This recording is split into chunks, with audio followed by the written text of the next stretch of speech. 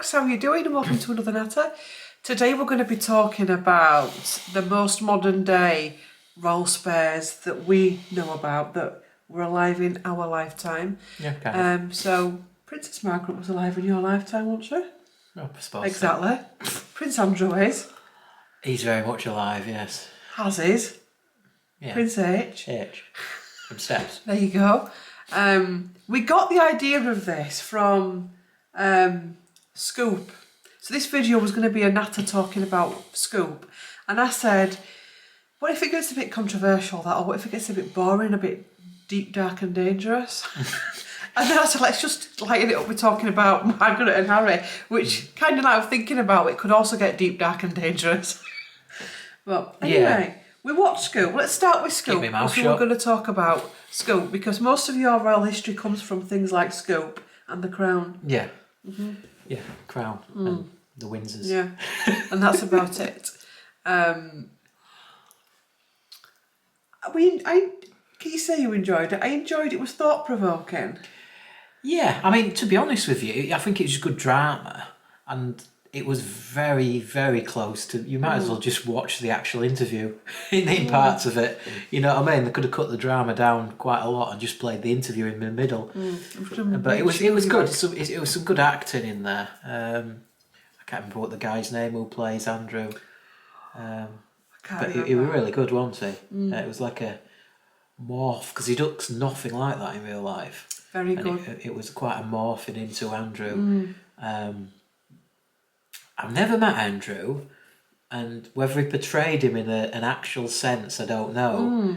But he kind of portrayed him as if he was a little bit slow. We've had a conversation about this off camera. Yeah. Is Andrew slow? I don't know. Will history look back? Because actually, we did talk about this off camera, and before we go any further, disclaimer, we're not sticking up for Prince Andrew. But you know, I actually found out as well this week that thing about the teddy bears on the bed is actually true. Yeah, so has he got some kind of inner child, he's never really grown up kind of thing, or has he got some kind of disability that we don't really know about, that he acts Michael Jackson-esque? I don't know. Because, when you take it back, again, I'm not sticking up for him. When you think back to school time, if you think of Andrew as a high school pupil that's got special needs, and you think about the school environment with bullies, think of Epstein as a bully. What do bullies do? They get hold of the weak links and they exploit them. And the weak links, if they've got learning disabilities or whatever, or needy, or I don't know, other issues at home, can be very easily manipulated. And I just got that vibe that that's one aspect of what's there. You've also got he's arrogant. Yeah, so was it that he's got some kind of learning disability, or it's the arrogance that people see as the other way around, and they don't want to see. I don't know. It's a weird thing, and it's just the way that he got portrayed in the documentary. I'm not saying it's real. It was a dramatisation. It was their interpretation of Andrew. But yeah, it's a bit weird. I just found it a bit odd. And is that, I don't know. I've never met the fella. If people have, then is that what they would have seen? I don't know, because they must have got that from somewhere. They must have got that ideal of him. Yeah.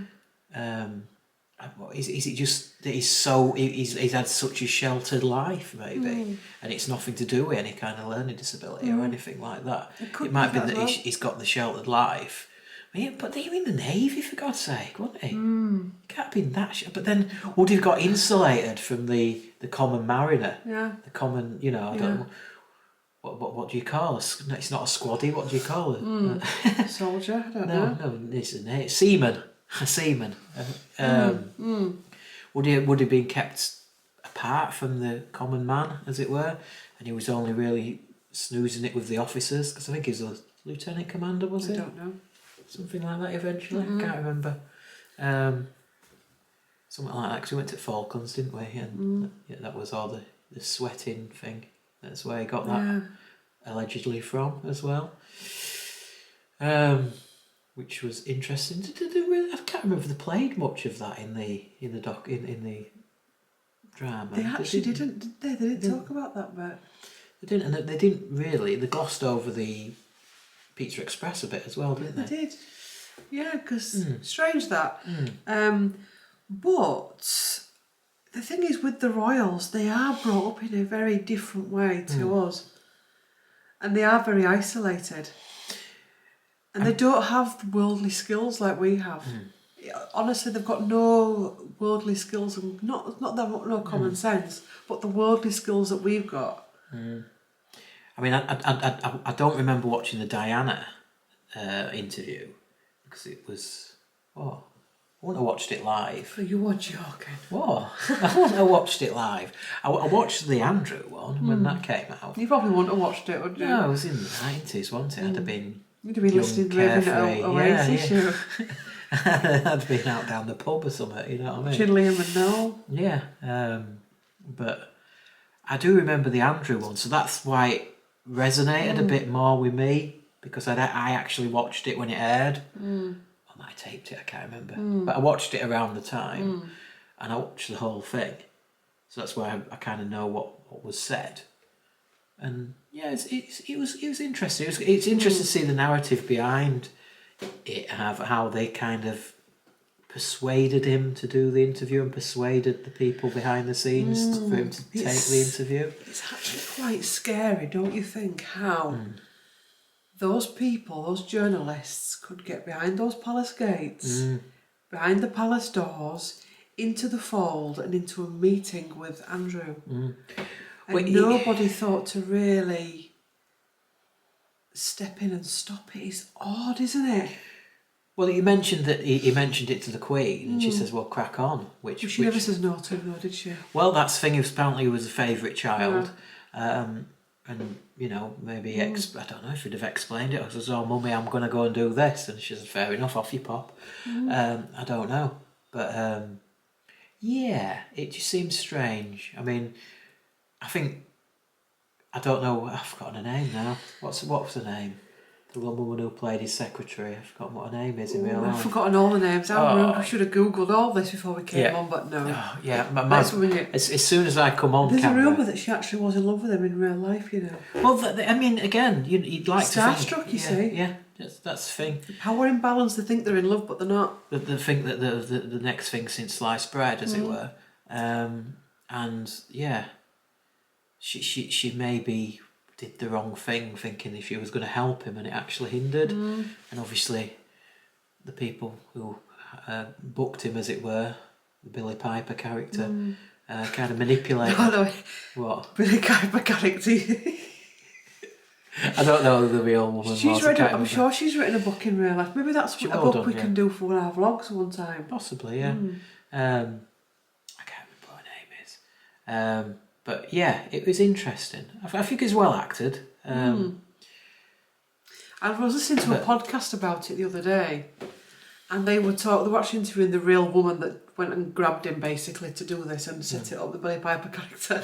The Billy Piper character. Well, she said that they were shocked when Beatrice walked in, because they said Andrew's coming to the meeting, but he's bringing an advisor with him. And they were like, shit. Because they said, if it's a solicitor, you've got no chance. Because the solicitor will sit in that and say no. They walked in with Beatrice. And it was like, they were all sat there, and it's like, this is really awkward, because we've got to ask you some really weird questions. And your daughter's sat there. And I just don't understand. Did he think they wouldn't ask him those questions with Beatrice there? She hasn't half lost a lot of weight since that documentary as well, hasn't she? That interview. Beatrice has gone real what now, because you don't follow them. Gone really painfully thin. You do know it wasn't Beatrice in the documentary. Excuse me, but in real life it was Beatrice. Yeah, not in real life, but you made it sound like... Do you know, actually, it was actually more real to life, that scoop, than you think, you know. I can imagine, yeah. But it wasn't actually Beatrice, it was an actress. I know, but in real life, Beatrice rocked up. Yeah, I know. And they had to ask him strange questions about his relationships with... Yeah, with Epstein and all that kind of stuff. Why would he do it? And I think the pressure has made her incredibly thin. She's lost a lot of weight. I don't know. I don't know.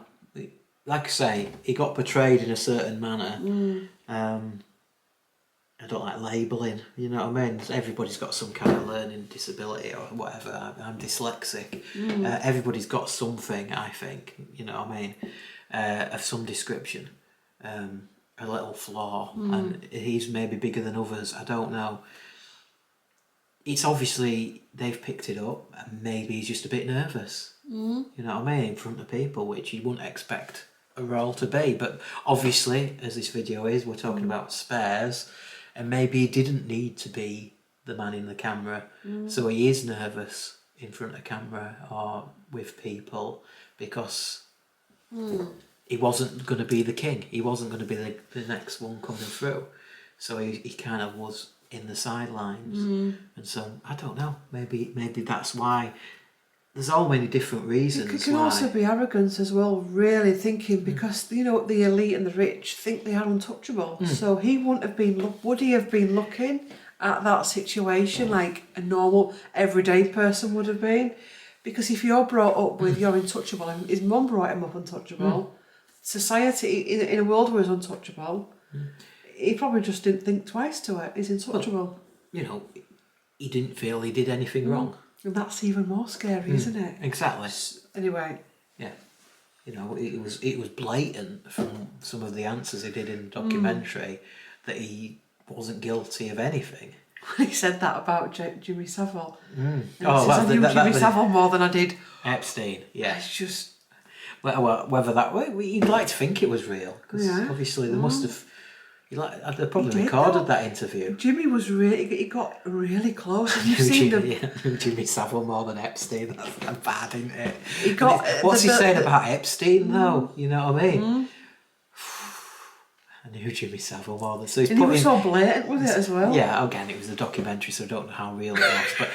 But imagine if it was real, and it's like he's putting Jimmy Savile and Epstein in the same sentence, and you're thinking... They were probably both as bad as each other, you know what I mean? One was obviously a little bit more rich than Jimmy. But still, it's all about connections and stuff, isn't it? Yeah. What was I can't remember now. What did it say at the end? About that's what I wanted to talk about, is the little disclaimer at the end, or the little comment at the end about how much money has been paid out to victims of Jeffrey Epstein. There's a lot, isn't there? You were like... And it was a lot of money. I can't remember how much it was now. It was a lot. It's like 50 million. It's probably more than that. I thought it was like 200 million or something like that. So it's like 200 million. I think it was. Forgive me if I'm wrong, but it was a very large number. And Andrew only paid out 7? Was it 7? I don't know.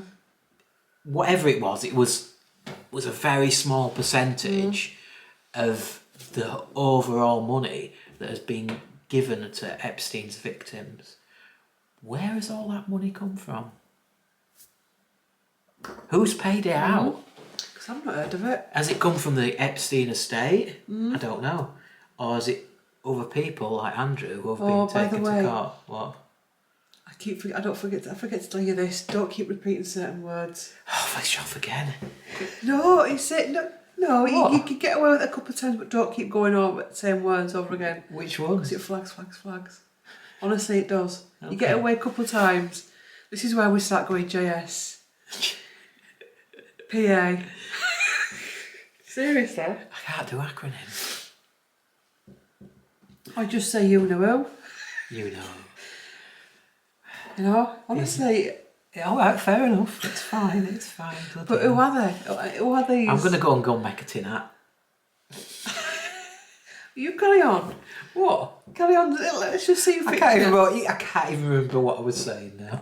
It was about who was being paying that money out. Yeah, where did all that money come from? I don't know. It didn't say. So that'd be interesting to find out. I think. I don't know.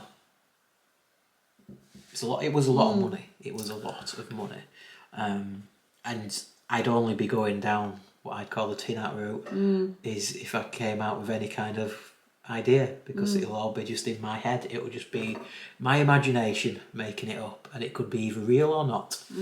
Have you got Have you got an idea who it could be? No, it could be any. How many people was on the list? The Epstein list. It was a very long list. I'm not even going to mention a name because I don't want to. Because I don't want to just pick one person out when there was so many people on that list. But there was a lot of people, and especially 2 ex-presidents on that list. That's a thing. They're like, what? Eh? Yeah. What?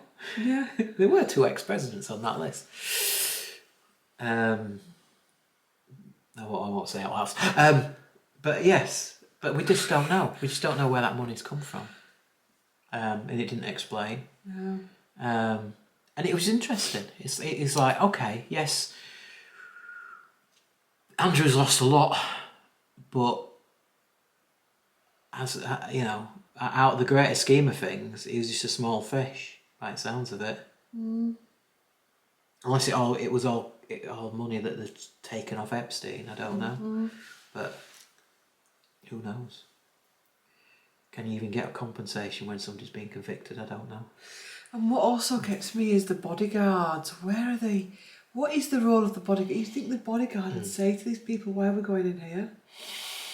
Again, it's just that they don't, do they? Their job is to protect the principal or the person, and they just look the other way.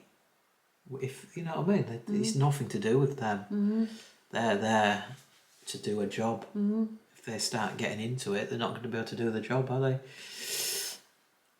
As crazy as that sounds, I'm sure some ex-bodyguards or bodyguards out there could tell a tale. I bet if they could tell some tales. Oh. Now works in a very important company in America. All right, in America. That's gosh, rabbit holes. Let's jump down some That's not a rabbit hole, that's a true fact. I know it is, I'm saying, but it's still a rabbit hole when you start talking. I wonder if they have to start signing a disclaimer when they become bodyguards. They probably do, yeah. It'd be like working for MI5. You have to sign non-disclosure or national security kind of stuff. You know what I mean? And you'll get locked up if you say, you'll literally get locked up. What was that WikiLeaks guy? Yeah, Julian Assange. Because he worked for the US government, didn't he? And he ran off, and he was a whistleblower, wasn't he? Yeah. And did he end up in Libya or somewhere like that? I can't remember. Don't know. They're thinking about freeing him now, aren't they? Yeah, I don't know. But again, that's what happens to people. They want to lock them up for divulging state secrets, whether they need to be divulged or not. But yes. So yeah, Andrew, it was weird. What's going to happen to Andrew? Because, he's still only fairly young. Can he really spend the rest, although they're now starting to think of backseat roles he can have, because can he really spend the rest of his life just appearing at church services? What are they going to... And he can't really go about like he used to, can he? You know what I mean? Because he's a bit... I don't know. Nobody's going to want to touch him with a 10-foot cattle prod, aren't they? As a state, kind of.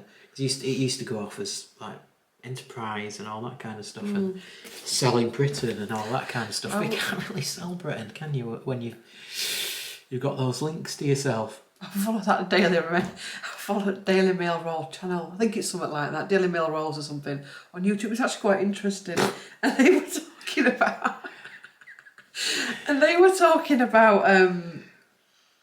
That Charles did actually years ago want to set him up a role in his office where he had his own bit of freedom, but he wasn't just out with the crazies.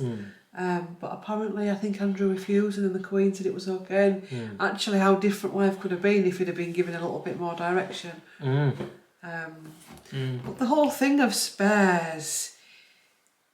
It needs to change, I think, because look at what's happened now.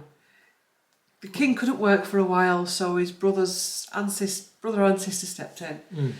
And I think going forward, spares, for want of a better word, probably need to have a different upbringing where they're not just thought of as spares, but actually vital.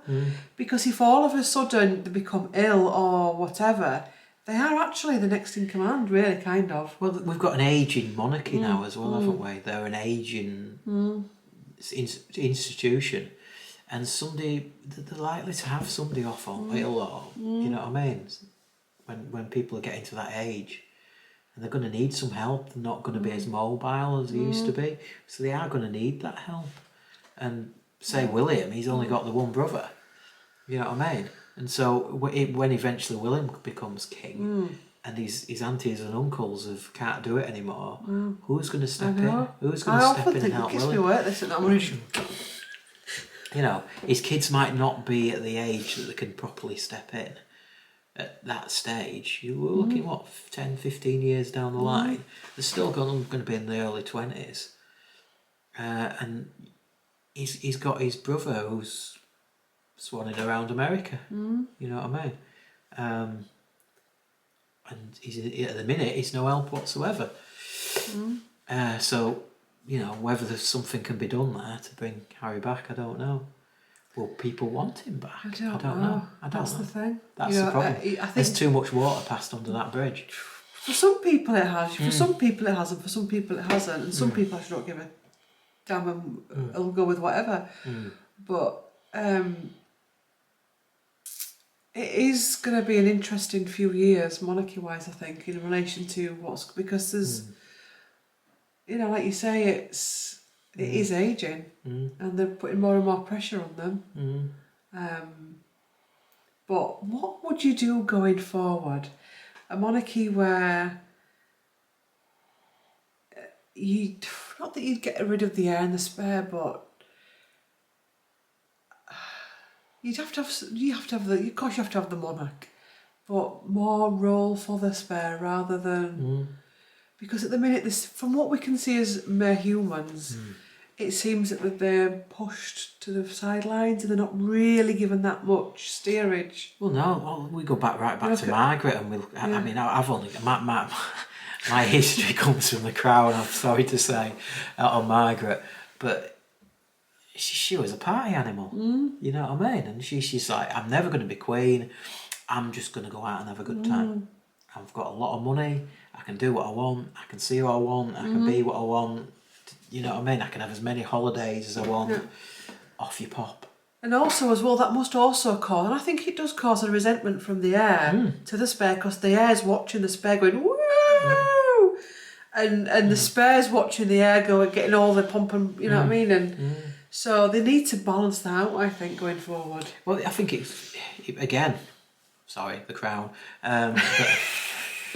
But when they were both growing up, because Elizabeth was potentially, you know, I mean, the early days they weren't anywhere near the Crown, were they? Because George VI was going to be king. Is that right? I always get mixed up with George's. I can't remember. Who was going? It was going to be Edward. George VI. I can't remember. Whatever. I think this will start bringing some new names in, like Gary the First. Yeah. Didn't we bring with these Georges, Henrys, Harrys, Charleses? Because you lose track, Jameses. Yeah. Oh, it's too much for me. I can't remember those numbers. But yeah, so he wasn't destined to be king. Was Elizabeth's dad. He wasn't destined to be king, and I can't remember at what age he abdicated. Elizabeth would have been.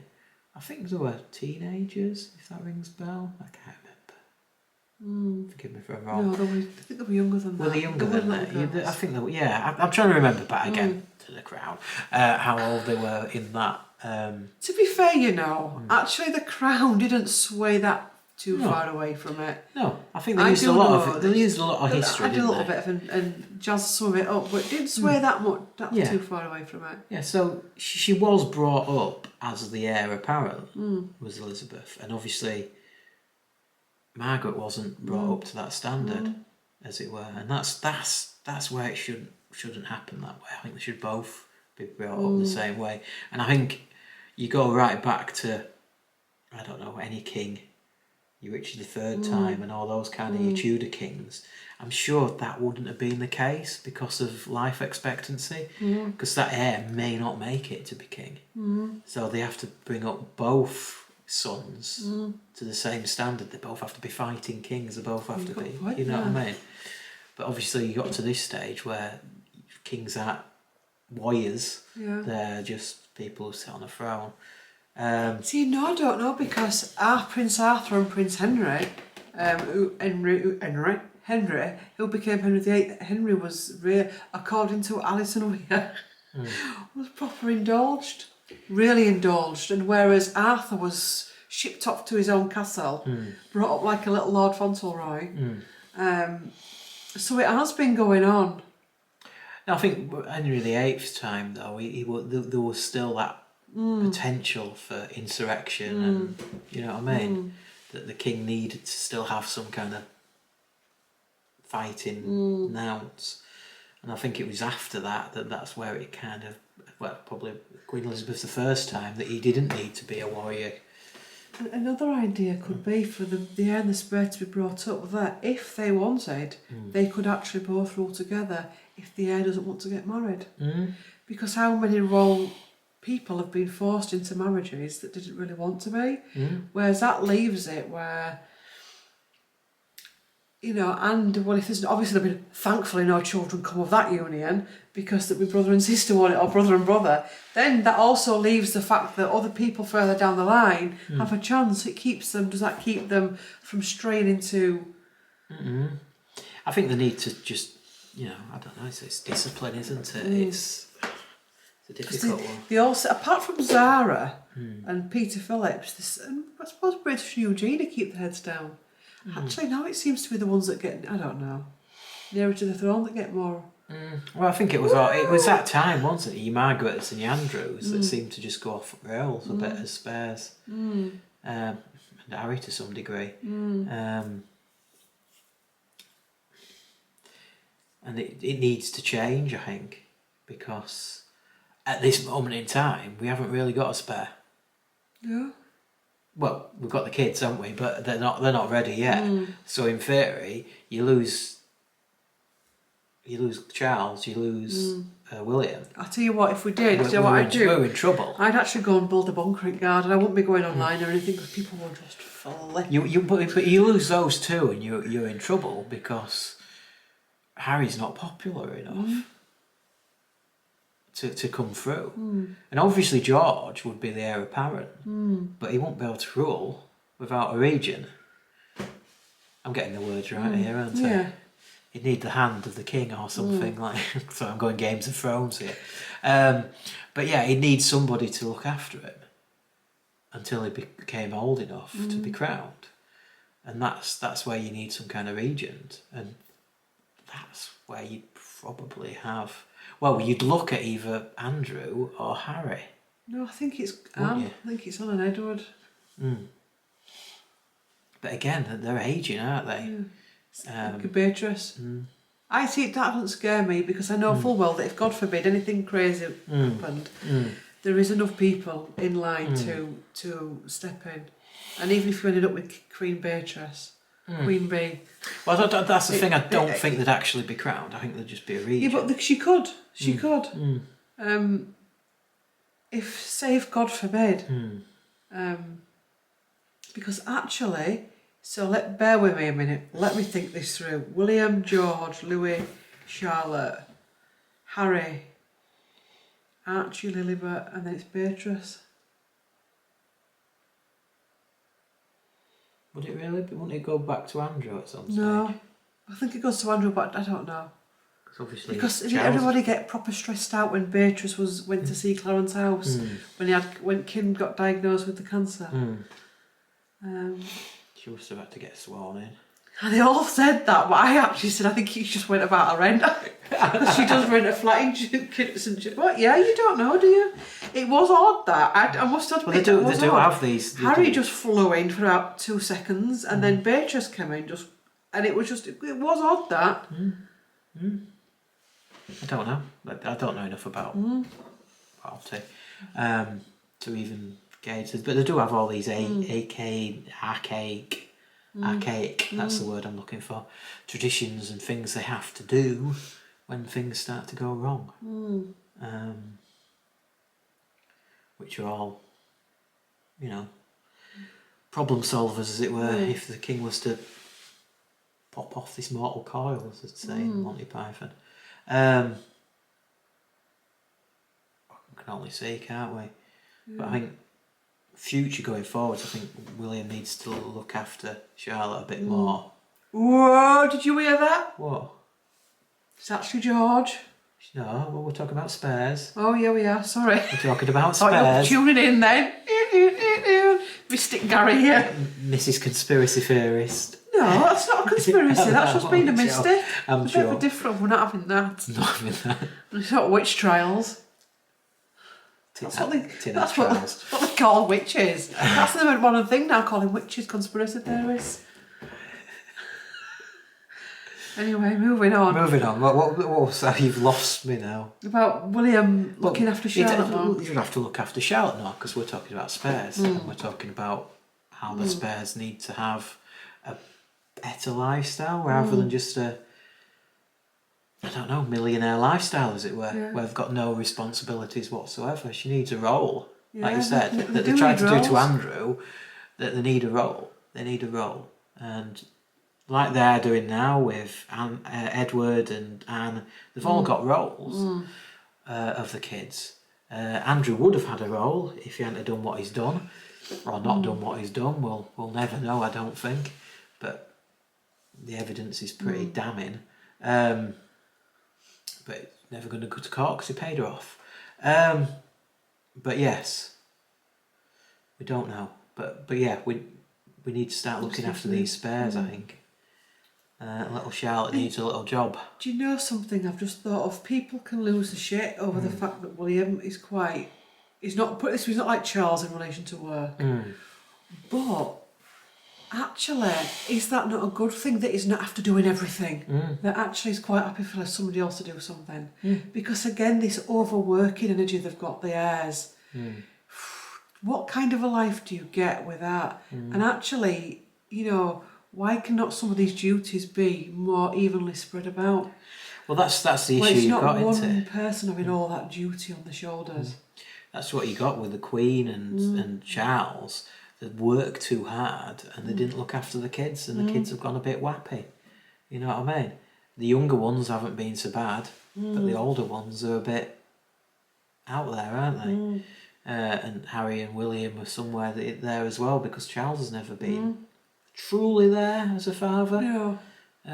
Present all the time. And from what I hear, William is more present with his kids. And it's more than likely because he didn't have a present dad himself. So it's all very interesting. So hopefully they'll be brought up. They're being brought up in a slightly different way, Charlotte, Louis and George. And hopefully we'll see better. But we just don't know. A lot of the time, it depends who they go to school with and who the friends are. We'll really see what kind of characters these people are. Because they'll all go to schools and universities, I'm sure. Some of them might join the military. They usually all join the military, don't they, of some description. So we'll see. George will probably join the Navy, because that's kind of... Get him helped out when you gotta... Well, they usually do, don't they? The heir usually joins the Navy, doesn't he? Charles did, didn't he? And the spare did. Maybe it's a choice, maybe. Because obviously Harry went into the army, didn't he? I think the Air Force is too dangerous, isn't it? For us. Although they both flew helicopters. Well, William flew helicopters. Harry was a co-pilot, wasn't he? He never got his pilot licence. Did he not? I don't think so, no. Because he said in Spare that he was an helicopter pilot, and I don't think he was. Because I don't think he got his pilot licence. Forgive me if I'm wrong. I read that somewhere. Yeah, it's this... There's... I think he's a fantasist. Who, Harry? Yeah. I don't know. I don't think so. Yeah. I don't think so. I don't think he lives in the real world. Yeah. Because the real world doesn't exist for Harry. It's either been the royal world, it's been the army world, which is a completely different world from the real world. It's not the real world. It's, you know, the army life. And then it's the Hollywood world that he's in now. I know, and that's not a real world. No, it's definitely not the real world. And then they're probably finding out that the Hollywood world isn't that all that it's cracked up to be. Especially if you can't get parts in movies. Yeah. Which goes through every actor's career, but I don't know. It's a difficult one. But yeah, I don't think he's ever been present in any kind of real world situation. And that's the issue with any of these royals. And that's been the mystique in the past. And that's what people have loved about the royals. That they have had the royal mystique. But I think you've said it before, we've merged too close. We've found too much out. And it's blurred the lines, and that mystique has slowly disappeared. In the modern day world now of information, so as we know, with social media and AI and stuff, it can really get corrupted. And there's way too many people have too much to itchy nose. Excuse me. Have too much to gain from putting stuff out there. We know that. I've said to you, haven't I? But you can do certain videos with certain buzzwords, and then it's all over at the minute, and it's just crazy. It's crazy, and you know, that in itself also destroys the mystique because people believe it. Well, look at Diana and how many newspapers that she sell, and her photographs cost a fortune, and that is probably what ended up killing her in the end. Was a chase for the photograph. The pap killed her. Well, there's many other conspiracy theories, but that's the main reason. Is she was chased to death, hounded to death by the press in chase of that £1 million photograph. And it probably wasn't £1 million, but it'd have been the right photograph would have gone for a lot of money around the world, and that's what they were chasing. The one, like YouTubers now were chasing the million views on those videos. You know what I mean? The paparazzi back then were chasing the perfect picture of Diana that they could sell for thousands and thousands of pounds. And that's why they were all chasing it. She kept dangling it and then running, which was a dangerous game. When it dangled, then run, dangle, then run. And that set a bad precedent, and that's what we've got in the world now. The press want these pictures, and we're going right back to the Andrew documentary. The drama, the Andrew Scoop documentary, and you know that they focused it around a pap there, didn't they? Who was the guy who papped Andrew when he was out walking with Epstein, and that's what they did. They chased that photograph. They were like bloody hunters in in Africa. The African trophy hunters, weren't they? Still a weird thing to do. For the kill. Thinking back though, to just go for a walk in that park with them. Yeah, weird. I mean, whether it were Epstein himself maybe we're more clever than he thought, and he knew he'd get papped. You know what I mean? Yeah. Because that's another thing, that were Jimmy trick as well, where they'd set people up or they'd get stuff on them so they couldn't back out.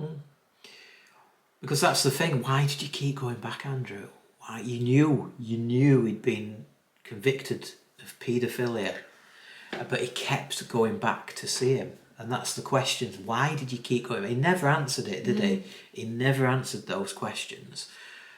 And he never apologised for going back, even when he knew he'd been convicted. And that was the sticking point, wasn't it, in that the whole interview, that there was loads of weird comments, the Pizza Express, the I can't sweat, all those weird things. But the ultimate thing was he never once apologised for anything he did,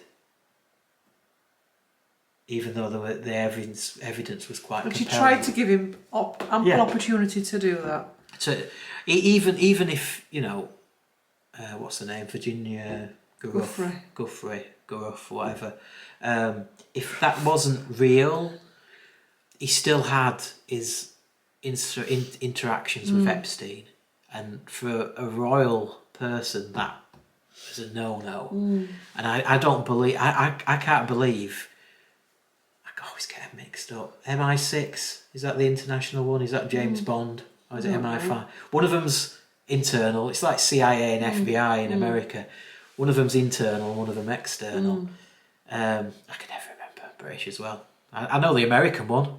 It's our CIA. You know what I mean? Which is they police the world. They don't police internal.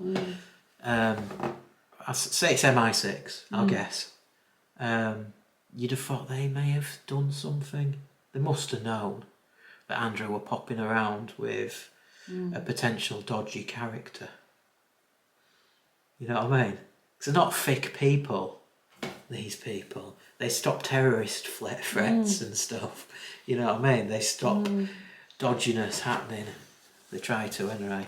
They don't stop everything, but that's other stories. Tinata. What? They don't. We've had our bombings and all sorts. Yeah. They've not managed to stop everything. They don't. They can't. It's impossible. But they have a lot of information, and they must have known he was like best buds with Epstein, or maybe not best buds. That was JS. Yeah. Apparently, but yeah. So it's weird, isn't it? It is. It's strange. How did that happen? Is it that he didn't give a crap, and they kept telling him, no, you shouldn't be bombing around with him?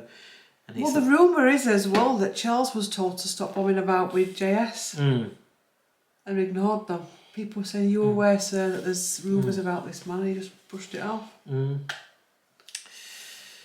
Yeah.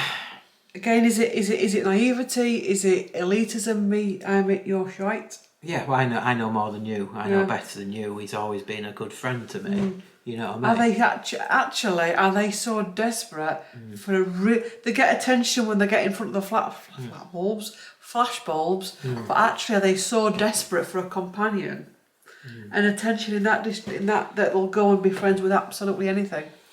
Well, there you go. That can flatter them, and I mean, Jimmy was very good at flattering people and fluffing them up. And the thing is, I can't do this, can I? I'm not linking them in the same context, but I'm linking them because they were both rich, and in that sense, they're good to hang around with. What's coming? Epstein and Dodi Fayed. Yeah. Diana liked hanging around You're with not him. linking them. I'm not linking them as in that sense. I'm linking them because they were both rich. Yeah.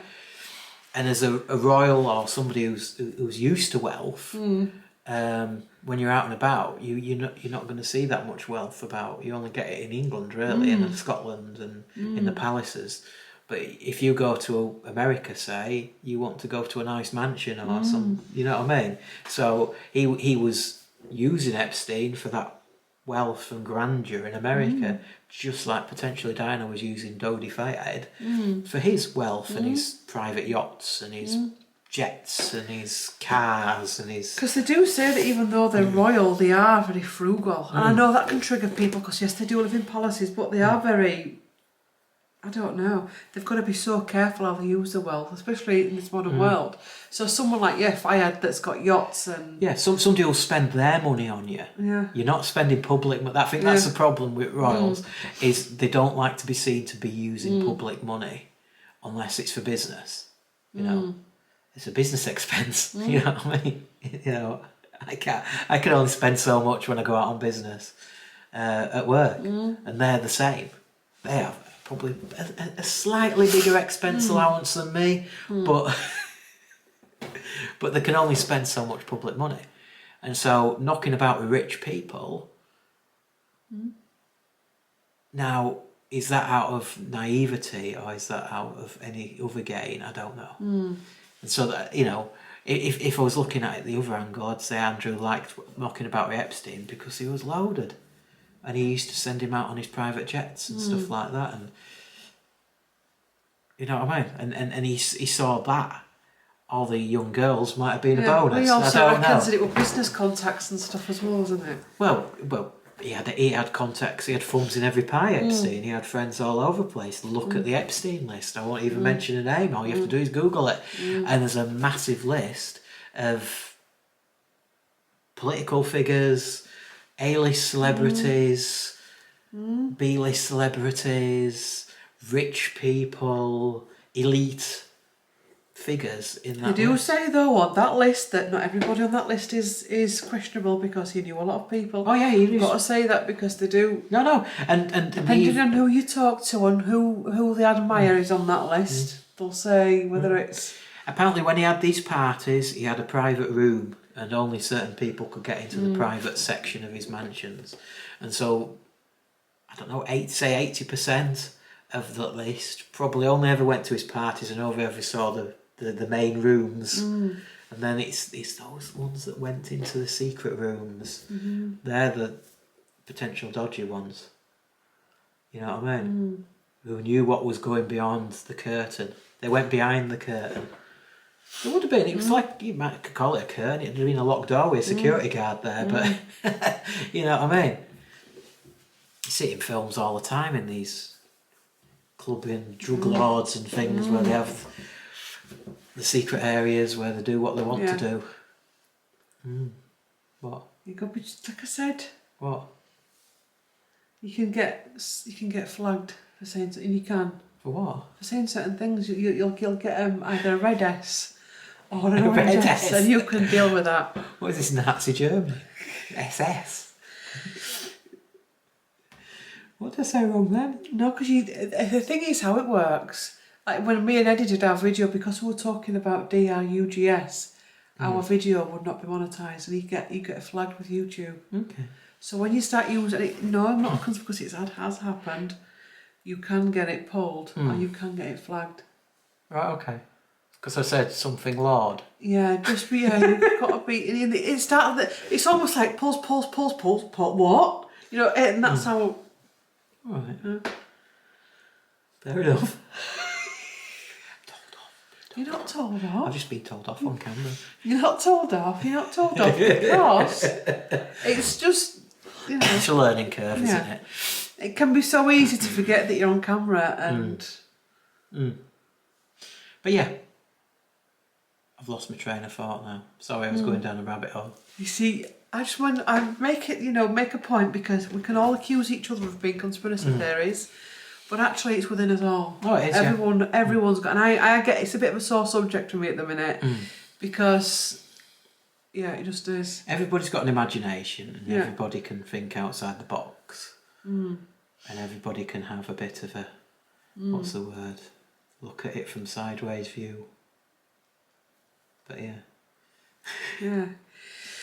So, future of the Spurs. What are we going to be seeing in the future, do you think? Well, like I say, I think a bit more structure. I'd like to think. We don't want to be seeing these playboys or playgirls going forward because it doesn't help. I don't think society will accept it again. I think a lot of people are getting fed up with it.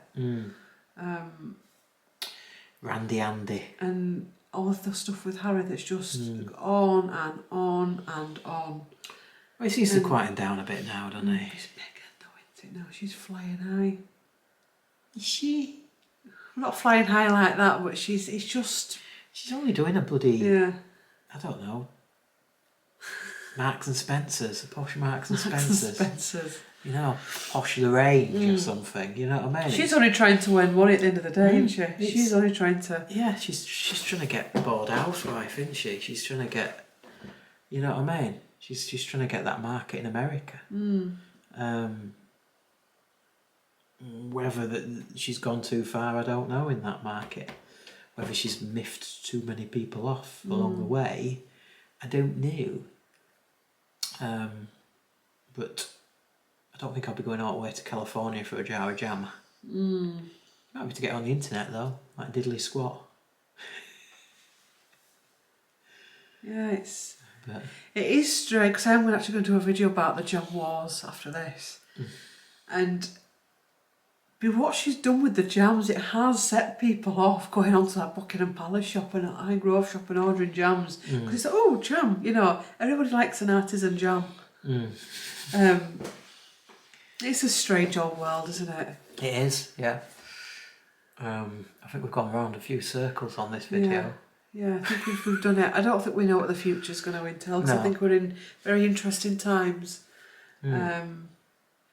But I think the lesson for everyone is direction is needed in everyone's life.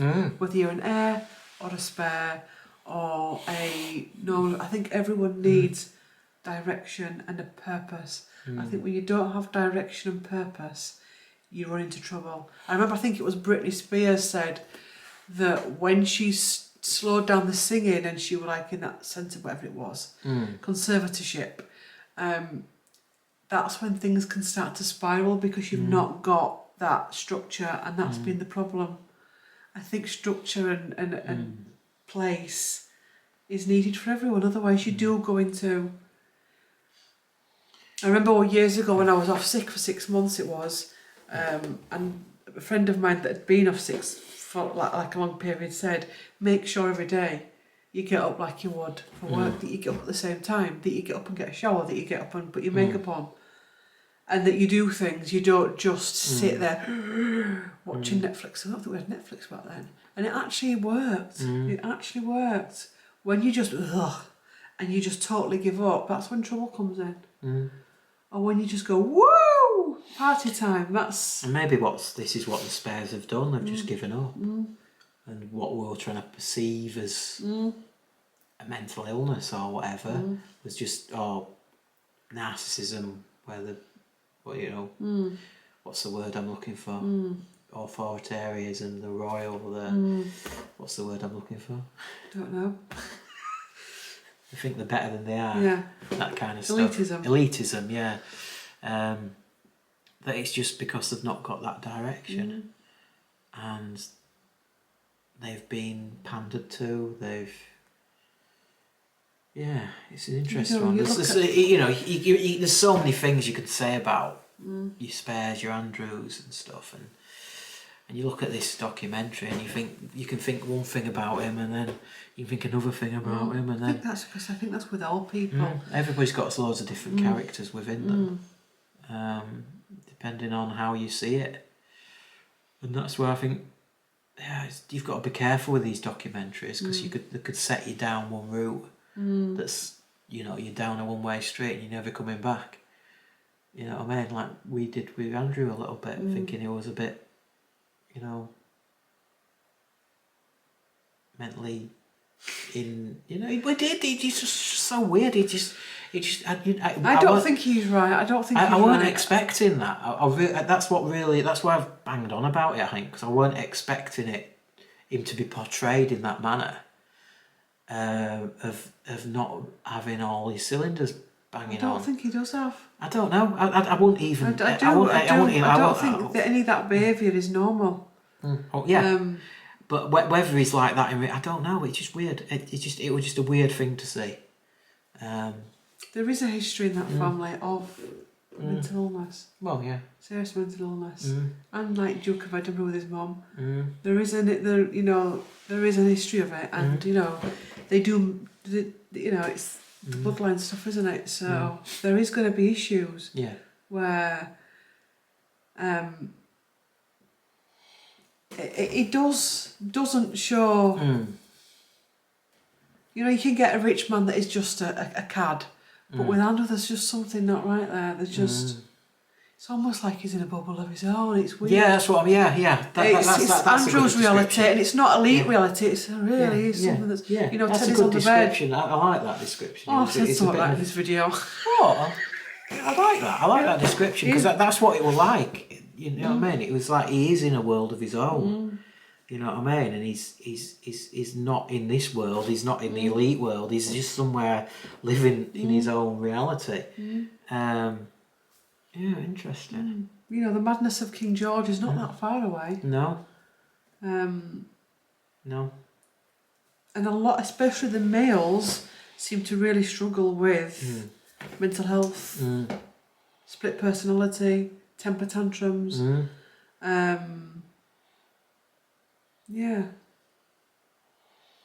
Very interesting. And I wonder if Harry's a bit like that, because the thing is with this kind of stuff as well, you don't really see it until they get older. Because when they're young and they're handsome, it's not really seen. It's just what I'm just saying. I'm just saying, aren't I? Was Andrew not young and handsome at one point, and Harry? You don't see it until they get older, and you see the older man in his 50s, 60s with the teddy bears on the bed, and you're like,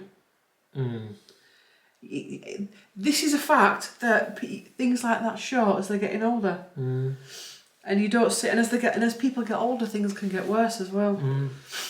Yeah, a bit more set in. Yeah, it's interesting. Oh no, I don't. I was going. Well, now I'm going in. You see, Fergie ain't right as well. Fergie's not right. I don't care what anyone says, and I don't think she ever has been. There's something not right with Fergie.